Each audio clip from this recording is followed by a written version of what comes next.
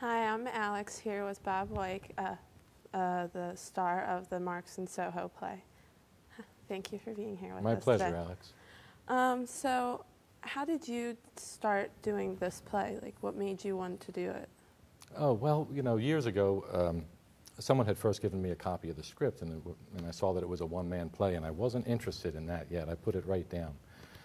But then the 2000 election happened, and I was scratching my head about that, and then 9/11 happened, the rush to war, and I began to I wanted to find out what was going on in the world. Why were things the way they were?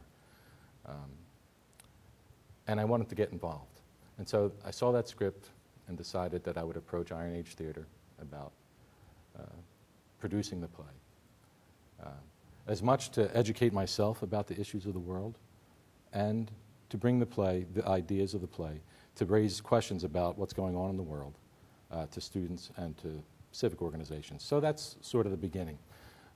Those were that's the initial genesis of it. We had a production in Philadelphia that went really well, sold out at the end of the run, and from that success, the idea of a national tour was born.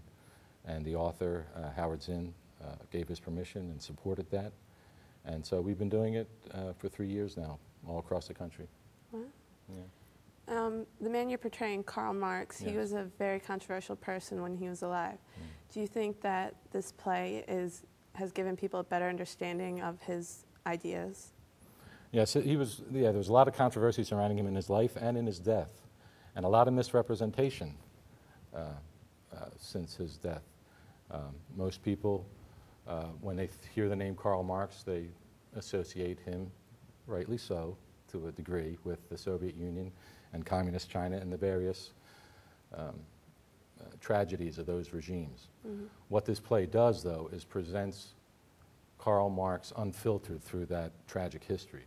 It presents him as the man, the father, the husband, and the social thinker that he was, and presents his ideas unsullied by that, as they truly are, and the value of his ideas are presented in this play, so that students can, so that students will see the unfiltered, unsullied Karl Marx in and of itself, and then they can decide for themselves, think for themselves, consider his philosophy, his thinking, and see how they can incorporate that into their lives today as citizens. Yeah. So Karl Marx's idea of communism was to have a basic unified association of people as the government. Do you think that our government today as a democracy isn't working, or that it's not going to in the future? Well, I think that's an important question, and part of the reason I do this play, as we talked about during the talk back after the play today, I am motivated to do this show because I consider myself a patriot. I love the founding principles that this country was established upon, the equal right of all people to life, liberty, and the pursuit of happiness, that the power should rest with the people. And I'm concerned in society today when half of the population doesn't vote, when we have this great disparity between wealth, between the rich and the poor, the haves and the have-nots, and there's a consolidation of power, and that consolidation is also in the media. So there is a threat. The threat to democracy I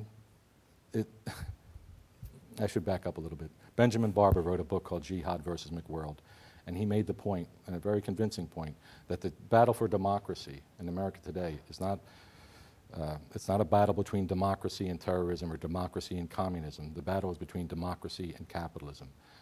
Karl Marx made it very clear that unrestrained free market capitalism can have a devastating effect on democracy, and that's what I'm concerned about. Okay. So then how do you feel when, like, you see things coming on the news at night about Iraq and all those things? Yeah, it's very distressing to watch the news at nights, and the problem is that I think we see these events happening. We see politicians jockeying for position. We see various legislation taking place, and the issues are very important.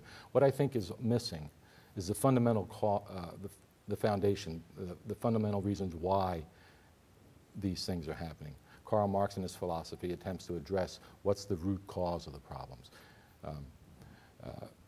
What is the root cause of war? What's the root cause of poverty? What can we do to address that? What can we do to improve the lot of humanity? Mm-hmm. So it can be very frustrating to watch the news, and it becomes about strategy and not about ideas. It becomes about, in our political campaign right now, it's about, whoever raises the most money will become president. It's not about who has the best ideas necessarily or the best platform, but who's got the best machine behind them, who's got the best fundraising apparatus behind them.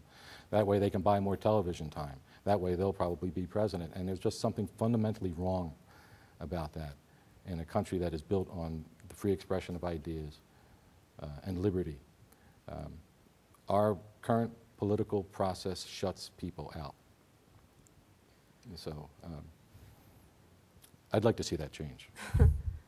Well, what do you think the younger generation, the people that are still in high school, the ones that are going to start voting, how do you think that we could help to change that? Right. Well, it's so important for young people to get involved, and that's part of the idea of the play. No matter where you come down politically on the political spectrum, the idea, the fundamental point in the play is to get involved, to realize that your choices matter.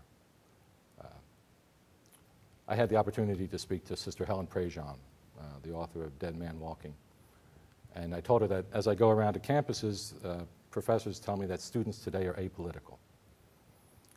And she said, well, when you have the opportunity to tell students that no one is apolitical, silence is consent. So if you're concerned about the world, if there are things going on in the world that you're not happy with, you have to get involved. Otherwise, you're condoning. So my hope is that students will hear the message of the play, think for themselves, and get involved, because it's your future. It's your world out there.